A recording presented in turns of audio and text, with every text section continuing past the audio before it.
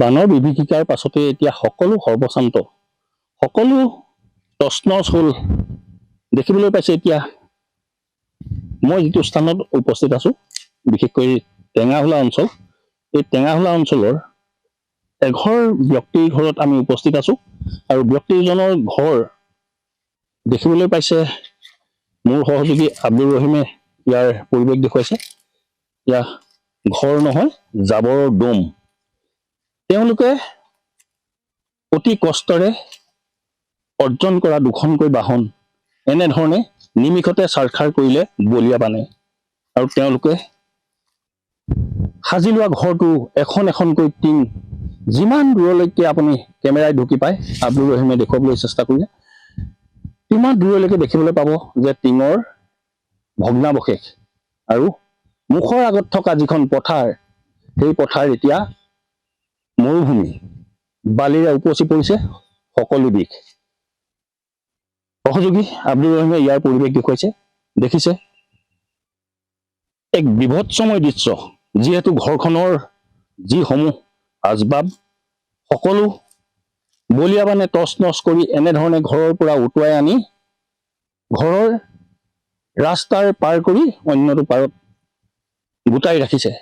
আৰু হৈ পৰিছে সেইসমূহ জাবৰ, সকলো টিং, তেওঁলোকৰ বাঁহ বেত, সকলো গাড়ী, তেওঁলোকৰ যিসমূহ সম্পদ তেওঁলোকে ক্ৰয় কৰি ঘৰখন চলা যি আহিলা বা সম্পদ গোটাই লৈছিলে, সকলো এতিয়া জাবৰত পৰিণত হ'ল।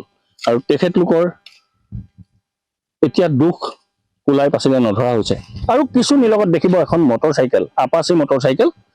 আব্দুৰ ৰহিমে দেখুৱাইছে পৰিৱেশ এনেধৰণে খুটাত আওজাই ৰাখিছে, কিন্তু সেইখন লৈ গৈছিল বানে, বলিয়া বানে বহুত আঁতৰলৈ ঠেলি। কিন্তু আমি কষ্টৰে তেওঁলোকে বুটলি আনি এটা পথৰ কাষৰ খুটাত এনেধৰণে আওজাই ৰাখিছে। গাঁওখনত এতিয়া মৰিহালিৰ নিস্তব্ধতা, সকলোৰে চকুত চকুলো।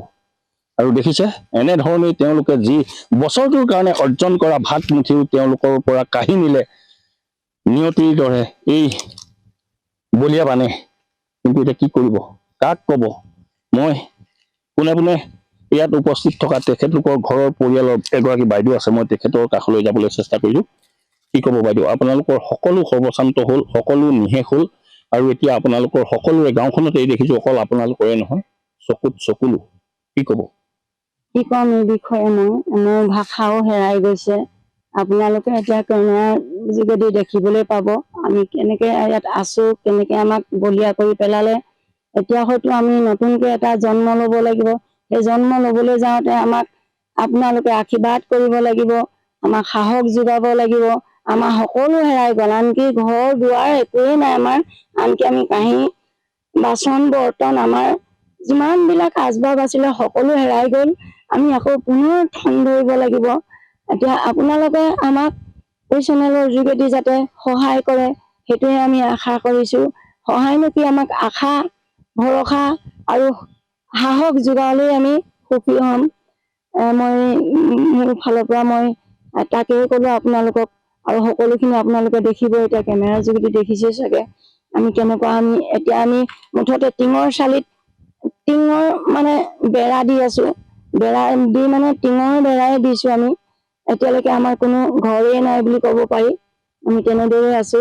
আৰু আমাৰ আৰু বিশেষকৈ আমি কি কৰিছিলো, কুকুৰাও আছিলে এই আমাৰ। মুহূৰ্তত আপোনাক ধন্যবাদ জনাইছো।